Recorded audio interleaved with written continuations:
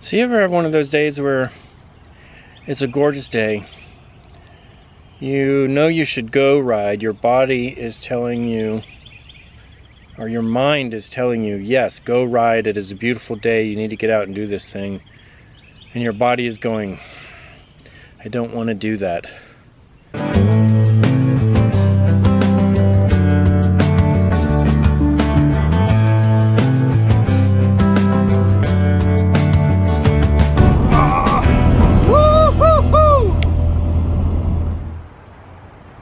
I don't know if this is what depression feels like to some people, but if it does, I can tell you, as a person who's generally not depressed, this sucks.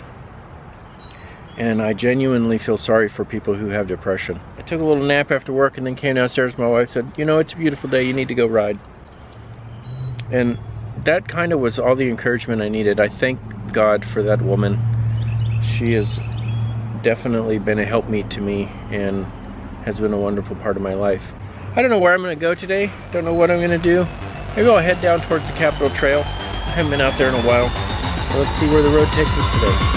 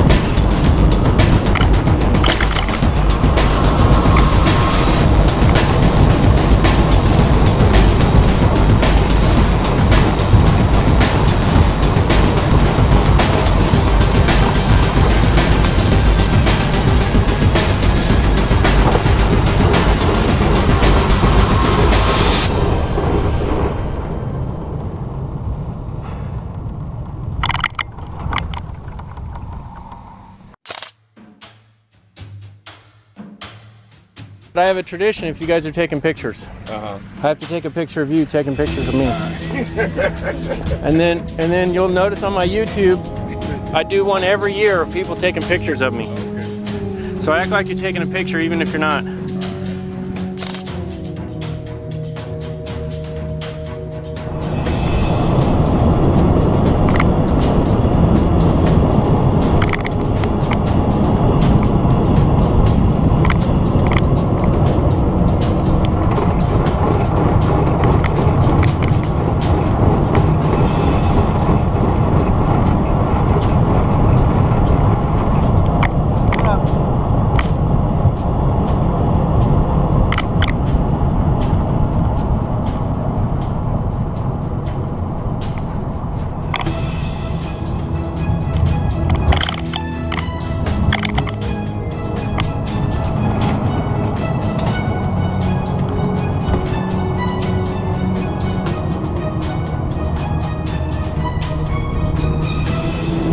Okay, so I'm out on Long Bridge Road, and as you can see, it's just been freshly repaved.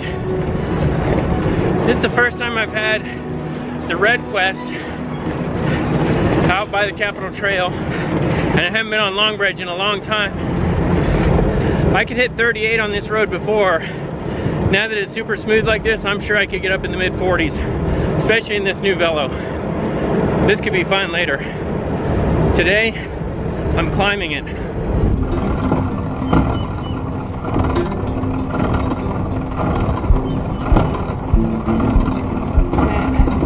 this sounds terrible.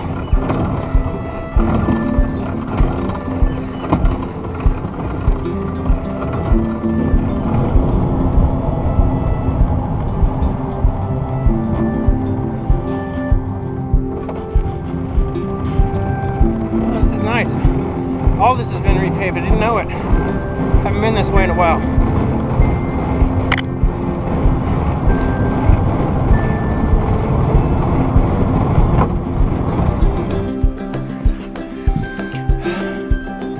And that, my friends, is that. Took my time. Nice casual ride. That's 20.5 miles in an hour and 10 minutes. Like I said, some of that was seriously just taking my time and cruising. I wasn't even breathing hard most of the time. This Velomobil is definitely faster because it's lighter.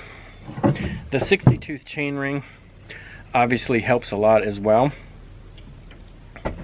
So, kind of fun seeing a couple people today. Now, one of the things that I am going to have to look into is the middle ring on the front derailleur. Seems to be really close to the big ring, the 60 ring. And the 60 ring is not the same manufacturer as the rest of the rings, so it's flat. It doesn't stick out like the other ring. Probably the original ring, the 53, kind of stuck out a little bit, was offset. So when I'm in the middle chain ring, which I did a little bit on Long Bridge today, climbing up it, that one little part right there is just really steep, and in a 60 tooth up front, even with the 32 in the back, it just wasn't geared low enough for me, so I had to go down.